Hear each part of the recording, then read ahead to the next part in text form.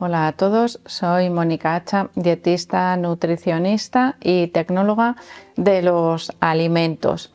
Entre el mundo de los suplementos y los superalimentos tenemos cantidad de oferta que se vende siempre comercialmente muchísimo a los deportistas, y entre estos alimentos nos encontramos la espirulina con sus propiedades para ganar masa muscular.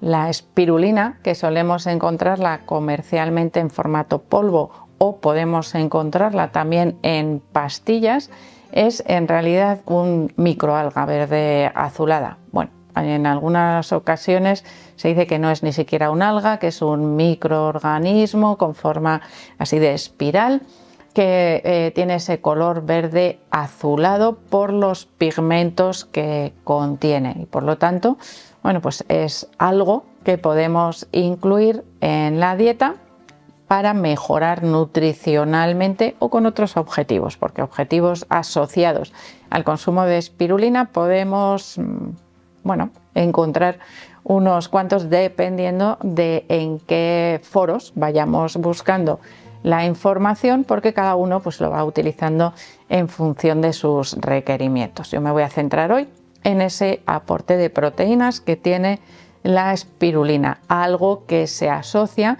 a las recomendaciones para incluirla como fuente de proteínas para mejorar la masa muscular. ¿Por qué? Pues porque la espirulina tiene un 57,5, si no recuerdo mal, por ciento de proteínas en su composición, y además contiene todos los aminoácidos esenciales, es decir, los 8 aminoácidos esenciales que requiere un adulto en su dieta. Perfecto, ¿verdad? Para nuestra dieta deportiva, porque contiene el doble de proteínas o de aminoácidos en este caso que una proteína de suero de leche, por ejemplo, que tiene alrededor de un 25%. Por lo tanto, bueno, pues ¿qué vamos a mejorar? Pues nuestra masa muscular. Bueno, pues siento deciros que no. ¿Por qué? Por una simple razón, y esto es algo que siempre debemos valorar y no debemos olvidarnos cuando encontramos alimentos aparentemente maravillosos por su aporte proteico, y es la cantidad o la ración que voy a consumir.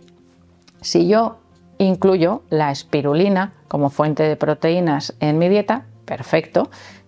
Bueno, es un sumar a las proteínas, que además la espirulina, como hemos dicho, puede tener otras propiedades también muy interesantes a la hora de incluirlas en la dieta de un deportista, como por ejemplo el retraso en la aparición de fatiga, tanto muscular como psicológica. Es un alimento energéticamente también importante, tiene alrededor de unas 300 calorías por cada 100 gramos, por lo tanto siempre nos va a aportar un extra de energía, pero vuelvo a lo mismo, a la ración, a la dosis que voy a ingerir. ¿Qué dosis, qué ración se recomienda consumir de espirulina al día? Pues entre 3 y 6 gramos, es decir, poquísimo. Y esa cantidad, si vamos a los datos que os he dado antes de contenido de proteínas por cada 100 gramos, pues unos 57 aproximadamente, ¿eso en qué se transforman cuando reducimos la dosis a 3, 4, 5, 6 gramos? Pues se reduce a una cantidad pues entre 1,5 y 4 gramos de proteínas aproximadamente. Bueno, pues una cantidad que evidentemente sumaría a nuestra dieta, pero que no nos sirve para tomarlo como un suplemento de proteínas, porque dosis superiores pueden causar problemas gastrointestinales y pueden ocasionar déficits nutricionales. ¿Por qué? Porque puede reducir o evitar la absorción de algunos nutrientes. Y este es uno de esos efectos que se utiliza relacionado con la espirulina por su supuesto componente detox, ¿no?, que nos ayudaría a eliminar, por ejemplo, metales pesados que estén presentes en la dieta, como por ejemplo el mercurio presente en los pescados azules. Es decir, si yo tengo una dieta muy rica, una dieta de deportista típica, rica en consumo de atún, por ejemplo, de atún en conserva, igual me resulta interesante incluir en algún momento dentro de mis batidos caseros un cacito, una dosis de espirulina en polvo para ayudarme a eliminar con mayor facilidad esos metales pesados. Es decir, utilidades le podemos dar muchas, pero como os digo, a nivel proteico, si lo valoramos con la cantidad que se consume, no me sirve como suplemento de proteínas. Eso no quiere decir que no me vaya a ayudar a aumentar la masa muscular, porque en ese caso, evidentemente, si ese aporte que obtengo a través del consumo de la espirulina lo sumo al resto de los ingredientes y me ayuda a mejorar nutricionalmente, por ejemplo, ese batido post-entrenamiento, ¿qué ocurrirá? Pues que evidentemente dentro de mi estrategia nutricional es un aporte extra, pero ya os digo que a veces puede no resultarme tan interesante y puedo tener otros alimentos con funciones similares y con un mayor aporte proteico que me van a ayudar a mejorar con mayor facilidad esa masa muscular. Todo esto os lo cuento por una razón.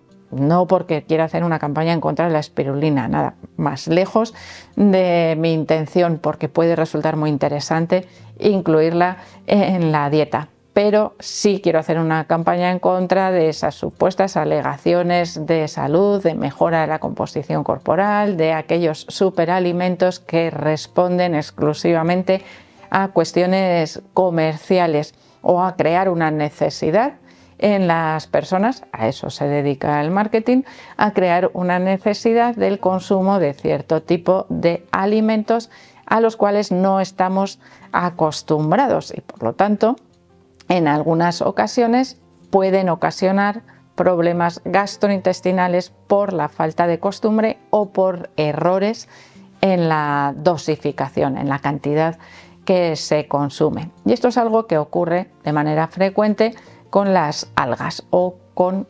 algunos alimentos que puedan contener algas. ¿Por qué? Porque nuestro sistema digestivo, el de aquellas personas que residen en países donde el consumo de algas no es habitual, ponemos aparte, por ejemplo, países asiáticos como por ejemplo Japón, donde las algas son un alimento de consumo habitual y su sistema digestivo está acostumbrado.